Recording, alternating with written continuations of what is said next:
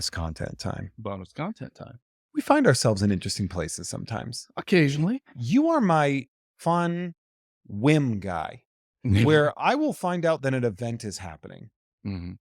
And I am you are literally, you are my go-to for something coming out of nowhere and being like, I know who I need to bring to this. I'm Eric, good at yes anding. I know for a couple of reasons. Like, Mm. for example, if something comes up that's weird and I'm like, I want to do this. Sometimes like your partner isn't always going to be the person that wants to do that or something like that. I know the reliability of your going with the flowness. And so out of nowhere one time, I had never heard of it. And then a Facebook, shout out to Facebook for being evil, but for doing sponsored ads in a way that cultivated it properly, where I didn't realize that there was a He-Man convention and PowerCon. And it was, I think it was like 2017, I think you're right, yeah. 2017 or maybe 20, somewhere around that. Like, 2016, 2017, yeah, one of them. I found out there's this He-Man convention and I love He-Man, even though it's bad. Yep, same. Because I grew up on it, and hey, mom's lasagna, mom's Same. meatloaf. Yeah, yep. It's great because I grew up on it. And I was like, oh shit, I didn't know this existed. And I called you. I called you. I didn't even text you. Yeah. I called you and I was like, Eric, huge news. There's a convention. It's in it was in like Marina Del Rey or something like that. It was like in Orange County. Was it Anaheim maybe? It was east. So it was east, in Orange County, but it was east. Yeah. And I was like, the PowerCon, it's a He-Man convention. And you were like, all right. And I was like, I'm going in like 20 minutes. You want to come? And you were like, I sure as shit do. Yeah. And we went, had a blast. It was amazing. We just fed into each other's weird addictions. Yep. You were like, what if you got yourself drawn as Trapjaw and stuff like that? And we had a blast. It was so much fun. We bought fanny packs. Yep. With little Dick Merkins. With little, yeah. So like the fanny packs basically look like the He-Man belts. We made friends with the people at Mattel, which by the way, I forgot. They invited us to go hang out at Mattel and we just forgot to do that. Yeah. Oh, remember? Fuck. Yeah. When we were talking to them. Now I feel bad. And they were like, come to Mattel, hang out. Come, and then we'll bring you to the company store. And we were like, we're totally going to do that. And then we just didn't. And it was so much fun. And then, and the reason that I'm bringing this up is because we actually have sort of like, there's this whole full circle thing. So we went to PowerCon. It was a blast. We spent hours there just fucking around, being goofy, having fun. We were 5 years old all over again. Just buying crap. And also being two giants in this room. Being characters from the cartoon. Yes. Yeah. Just being, wearing regular human clothes. Yeah. And it was very funny. And one of my favorite pictures of myself is actually, I think one of your favorite pictures of yourself. Pictures too. Yeah. And I'm pretty sure the picture I'm going to use for the thumbnail for this show. If not, why? There's a good chance I'm putting my logo over my face for this one. We had such a blast. It was so much fun. And then a while later, this was like a couple of years ago, back when I was working at Sideshow, one of my friends at Sideshow, David Igo, was having he was a part of David Igo with Kelly O'Neill. Mm-hmm. And a couple other people had worked on this piece for a Mignola Hellboy art show celebrating Hellboy's 30th anniversary, I think, or it was something like that. Yeah. And ironically, the night that Hellboy, the David Harbour movie, was released on HBO Max. Oh shit! I only know that because I got the push notification at the show. The movie is it the movie that you and I went to go see? By the way, and it was terrible. It was awful. It was a great nap though. I was next to Mignola when I got that. But when I got that push notification, I was like, "Oh, your movie is on HBO Max tonight." And he's like, "My movie," and I went, "Hellboy," and he's like, "Eh." And I thought that was super fun. But so I was like, I called you up again, and this was a call, and I was like, hey, there's a Hellboy art show going on in West LA that I'm just gonna go to. Do you want to come? And you were like, I'm on the way out the door to come. Yes. Yeah. Let's go. Yeah. Let's go do that. And that's where you met Dave Igo. That's where I met Dave. Yeah. Who you have since become friends and started doing stuff with. Yeah. not sure how much I'm able to talk about, but actually he's trying to get some feelers out there. But uh, David has come up with an idea for a toy line, and he has hired me to help create lore Like yeah, it was behind the so toy fun. line. Yeah. Yeah, and it's so much fun. I'm so excited.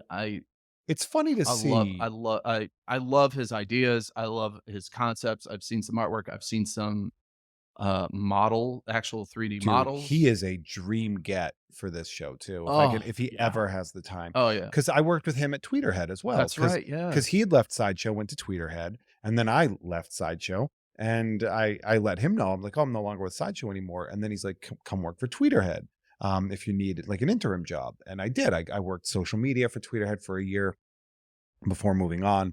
And Dave's like one of my really good friends. I still work Tweeterhead's booths and cons and stuff.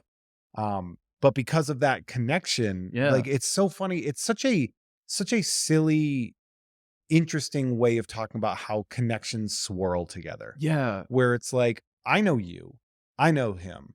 I meet you, I bring you to his event and you meet him there. You guys become friendly. And then you know him now. Well, And the weird thing is that we became friendly over there, and we didn't even really speak or talk to each other for, like, 2 years or yeah, something like that until up until recently, it would we be were either both at a Mint on Card it was show. either mint on card or it was my birthday. Yes, we saw each other again at your birthday, and that's when we exchanged numbers, and then nothing. Yeah. We didn't hit each other back and forth or anything because it was just, I don't know why we just didn't. And then, up until recently, we bumped into each other again at a Mint on Card show, and then he knew my reputation as a writer, and he pitched to me his ideas and all that, and he's like, and mind you, he has never read any of my stuff.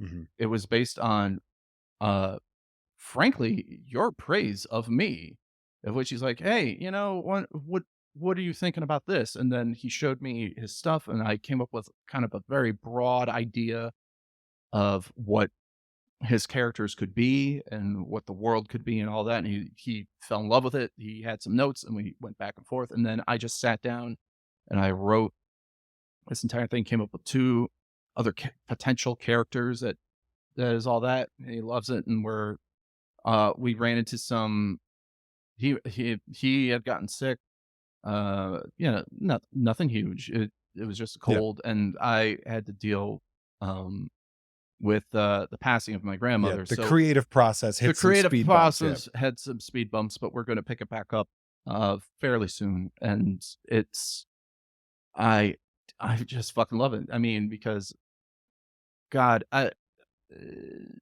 had a very eclectic experience in this life, and this is just another thing of like, fuck, I get to write about toys Yeah. Isn't that potentially. fun? It was so much And fun, and I creating can't a wait to make more. lore. Yeah. Oh man, uh, that's the thing that really drives me. Aside from just comedy and performance and all that, is when I'm writing a pilot script or anything like that, my favorite thing is to just sit down. Okay, where is it, and who are the people in it, and just breaking down, like essentially writing the thing that I loved as a kid growing up, collecting action figures, was reading the little GI Joe or Ninja Turtles card on the back that tells them what the character is, what their powers are, what they care about, who they fight for, and blah, blah, blah, blah. And now I'm doing that, and when I'm writing a script, that's also what I'm doing too mentally. Is I create kind of a treatment outline of all this type of stuff. That way, I keep myself on track whenever I'm fleshing out the actual dialogue and the story. So, I don't know. I just went into a very nerd space just now, so No, sorry but that works. for But that, talking too that but much. that, I love that. So it is funny though. It's funny to me that like that we have this friendship and this relationship where like we can be ride or die on each other's like silly, stupid shit. Yeah. Where it's just like I have this dumb project that I'm doing, or I have this weird, obscure or avant-garde art show that I'm going to. Do you want to come? And it's always like, well, fuck yeah, of course Yeah. I do. Like Yeah. as long as as long as I'm not working, yes. Yeah, it's I like yeah. want to come to that. And so I love that it was like because of what we do, like and the reason that I brought this up and I wanted to use this as our bonus conversation too is like, okay, so I meet you, Mhm. we become friends. we both like some stuff. I see the opportunity. Oh, do you want to go to a He-Man convention with me? Yes, I absolutely do. Um, and then it's one of those situations where I'm like, yes, I absolutely do want to have that situation. Sorry, I got super distracted for a second. And it's totally my bad. Uh, but it's like, yes, I want to go do that. So we do that and we have fun. And then another thing comes up where it's like, oh, this is, you'd like my friend. He's doing his art show. It's for this thing that you like. He also likes this other thing that you like. And then it creates this connection. But that creates job opportunities in the future Yeah. because people are like, I want to work with people that I trust, that I also know share a lot of the sensibilities that I have and will respect the thing that I'm working on. Yeah. So somebody like a David Igo, for example, um, can be like, I have this project that I'm working on. This is one of the things that I need to flesh out, or or like this is a thing, or somebody like me who's like, I need this. I have an article I'm working on. I need somebody that's going to respect the process and understand what I'm going for and get my timing. And like we find people Yeah. and we find our people and we have this Rolodex of people that we always have. And I find that fascinating. And I really love that. I really enjoy that. And I really enjoy being able to connect good people with other good people or taking good people like you and bringing them out and hopefully giving more eyes and ears to you and your projects Yeah. I by having you on appreciate the that. show. And so Yeah, thank you. definitely. No, thank It you. means the world that Seriously. you came here. It means the world that I was invited. Oh, Thank you. stop it. Yeah. Oh. Yeah. Ugh. All right. Well, let's get you out of here. Let's get me out of here. Let's get us out of here. Okay. All right. Well, bye, I guess. Bye. Well, farewell, I guess. Okay. Bye. Bye.